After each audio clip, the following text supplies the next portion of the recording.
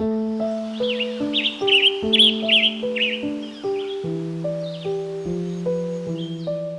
were just a small town. You know, growing up we had no power at all, but it's a place we loved.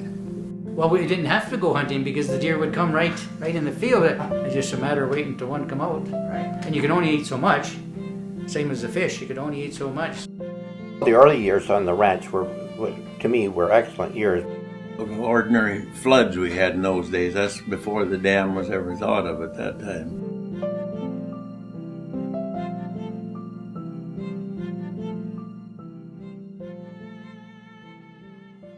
Before dam, we had a completely different system, and we had a completely different way of living in this basin. Dams created reservoirs that changed the way we live and work around those major water bodies. To me, it was never going to happen.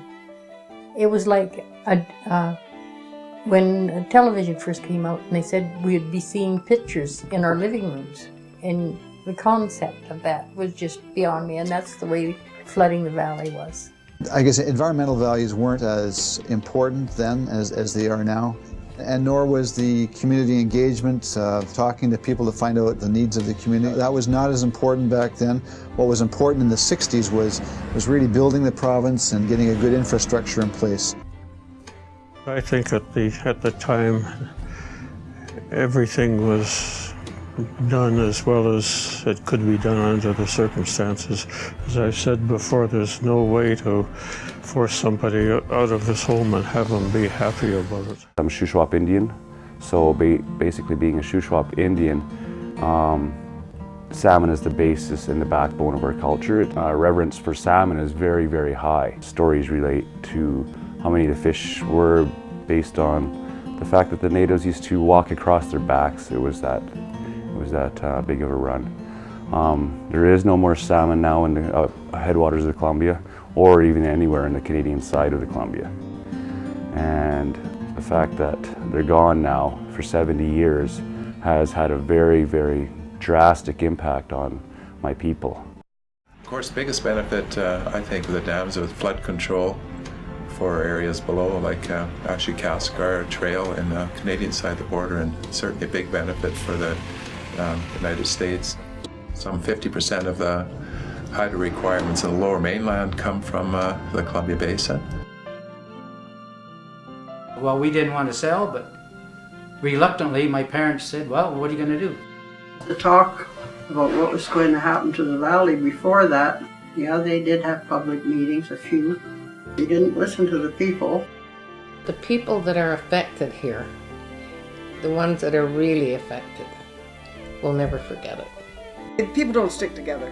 You know, if we had stuck together and say, okay, treat us as a whole, you know, deal with us as a whole. Whole people were moved right out of the valley, and record made so that they almost didn't exist no more. The other thing is non-consultation. When the first agreement came, Indian Affairs was the one that negotiated, said no, there's no effect to First Nations up here.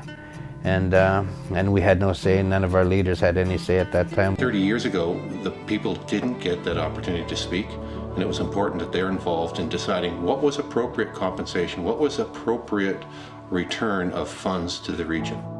If the treaty were to be negotiated, the environmental issues will probably be some of the main things on the table that weren't there 45 or 50 years ago. I think people like me should spend our time trying to enlarge the number of people that get to be in the dialogue. In our belief, we have the creator Kelkookpi, and he comes by many names all through Mother Earth. And we're given 7 laws that teach us to be human, and 1 responsibility. The responsibility is to speak for those that cannot speak for themselves. It's the water, the wildlife, the root people, the air, and the future generations that are not born, and we have the responsibility to speak on the best behalf we can for them. And that was a law from the Creator, so that's what puts my heart and my whole spirit into believing that doing things that help and enhance the environmental concerns and the welfare for the future generations is so strong in my heart. Look to the future. That's the most important lesson. Learn from the past. Learn from the past. Learn from the past.